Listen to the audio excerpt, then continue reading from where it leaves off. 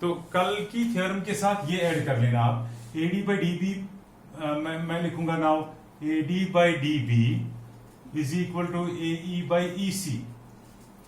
मैं लिखूंगा adding 1 to both. इसका मतलब ये भी तो हुआ, रेसिप्रोकल कर लो। DB by AD is equal to E C by A E, मतलब यहां से उल्टा करो, यहां से भी उल्टा। एडिंग 1 टू बोथ साइड्स, दोनों साइड 1 ऐड करो। इसमें क्या बोलोगे? A D by D B plus 1 is equal to A E by E C plus 1। What is that equal to? A D ये आएगा A D plus D B by D B is equal to, यहां पे LCM करके शाबाश, A E plus E C by E C. This implies A D plus D B, देखो A D plus D B, ये तो सारा A B हुआ, by D B is equal A E plus E C, A E plus E C, ये तो सारा ए सी हुआ, ए C by E C. ये भी तो ये भी ट्रू हुआ। ये एक रिजल्ट ये आया, ये हमने कल प्रूव किया था, पहला रिजल्ट। ये दूसरा, इसका भी मतलब होता है रेशो सेम। ये तीसरा रिजल्ट है, इसको भी एडिंग 1 करो।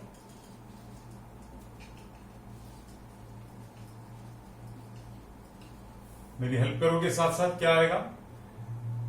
DB by A D plus 1 is equal to E C by A C plus 1। LCM निकालते हैं। डीबी बाई ए डी, यहां पे प्लस ए डी आएगा, is equal to E C plus A C by A C. यहां पे ई C by A सी नहीं होना चाहिए, ई सी बाई ए ई है। कई बार जल्दी में ई सी प्लस ए बाई ए। अब फिर से DB plus A D, DB plus A D, ये तो ये भी हुआ, by A D is equal E C plus A E C plus A, ये तो ए सी हुआ। अब देखो दिस इंप्लाई, ये भी सच, ये हमारा एक और रिजल्ट निकला, इसको मैं रिजल्ट बोलूंगा। अच्छा, इसका रेसिप्रोकल भी तो ट्रू होगा क्या? DB by A B is equal to E C by A C, ये भी होगा एक और रिजल्ट। ये नंबर 3, ये नंबर 4, ये इसका 5वां रिजल्ट। और इसका उल्टा A D by A B is equal to A E by A C, ये छठा। 6 रिजल्ट्स का मतलब होता है फाइनली 6 रिजल्ट्स निकलते हैं। मैं रिपीट करूंगा, पहला रिजल्ट तो है उसका रेसिप्रोकल भी हो सकता है, इसको 1 ऐड करने से जो आंसर आएगा उसका रेसिप्रोकल भी हो सकता है, इसको 1 ऐड करने से जो आएगा उसका रेसिप्रोकल भी हो सकता है। ये बॉक्स में जो मैंने लिखे, इनको पहले मैं चेक करता हूं। पहले 6 रिजल्ट्स आपने देखे, स्टार्ट यहां से करेंगे। ये आपने कल किया था, इसका रेसिप्रोकल देखो, डीबी मतलब ये पहले था ये बाई ये इज इक्वल ये बाई ये, अब उल्टा है ये बाई ये इज इक्वल ये बाई ये।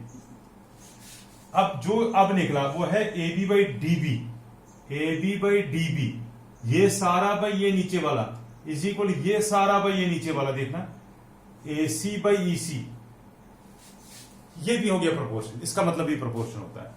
अच्छा, जब ये रेसिप्रोकल ट्रू है तो ये देखना A B by A D, A B सारा बाई ये ऊपर वाला टुकड़ा, अभी तक इसमें नीचे वाला था, ये सारा बाई ऊपर वाला टुकड़ा is equal A C by A is equal A C by ऊपर वाला। मतलब जो यहां से आप करोगे ना वही इधर भी करना है। आप बोलोगे ये सारा बाई नीचे वाला, यहां पे भी ये सारा बाई नीचे वाला, यहां ये सारा बाई ऊपर वाला, ये इज इक्वल ये सारा बाई ऊपर वाला, यही इसको प्रोपोर्शन कहते हैं।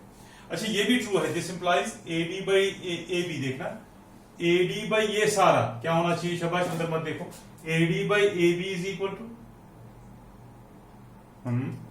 ए ई बाई ए सी होगा ना, ए ई बाई ए सी। ये 6 रिजल्ट्स भी आपको उसी थ्योरम के साथ नोट करने हैं। तो फिर आप उसके बाद हम कन्वर्स पे जाएंगे, और फिर हाँ, कन्वर्स और ये 2 क्वेश्चंस में कल दिखाऊंगा। ये क्वेश्चन 1 और क्वेश्चन 2 है, ये चलो ये कर ही लेते हैं। ये क्वेश्चन एक्सरसाइज का क्वेश्चन फर्स्ट है, ये कह रहा है ये और ये पैरेलल। आपको गिवन है in triangle A B C DB is parallel to BC, ये तो गिवन है, बाकी कुछ नहीं लिखना, डायरेक्टली ऐसे ही शुरू करना। आपको कौन सा साइड निकालना है, बोलो EC। आप ऐसे भी लिख सकते हो, जो निकालना है मैं आपको स्कूल में बोलेंगे ऐसे लिखो, AD by DB is equal AE by EC, जरूरी नहीं है। मेरा ये मानना है कि जो निकालना है उसको पहले लिखो।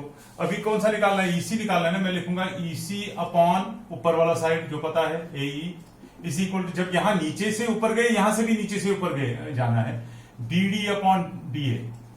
यहां पे लिखोगे बाय थियरम्स थ्योरम। ये हमने इन 6 केसों में प्रूव किया कि ऐसा भी हो सकता है। बस अब वैल्यू जो EC आपको निकालना है ऐसे ही रखो। AE हो गया, कहां गया 1, BD है 3, डिवाइड बाय 1.5, बस 1.5 1 जा 2 जा, सो EC is equal two centimetre, खत्म हो गया। इसी तरह से यहां से इस वाले में दूसरा पार्ट जो इसका है, दूसरे पार्ट में आपको ये निकालना है, तो इसको फिर से in triangle ABC DE is parallel to BC, ये तो गिवन है। अब लिखोगे आप, क्योंकि ये साइड निकाला, मैंने कहा ये भाई ये लिखो, आपकी मर्जी है, वैसे भी अगर आता है तो वैसे ही कर लो, पर मुझे ऐसे अच्छा लगता है क्योंकि मैं सोचता हूँ ये बाद में मुझे काम आता है। ये हैबिट रखना आने वाले पार्टों के अंदर ये काम आता है कि जो मालूम कर रहा हो वो पहले लिखो। ट्रिग्नोमेट्री में भी ये तरीका यूज होता है, बहुत सारे नहीं भी करते हैं, आपकी मर्जी है, अगर आपको अच्छा लगे तो कर लो। then 5 by 4, so AD is equal to 1.8 by 5.4 into 7.2, फिर जितना आंसर आ जाए वो खुद करोगे। सो थैंक यू, कल मिलते हैं फिर से।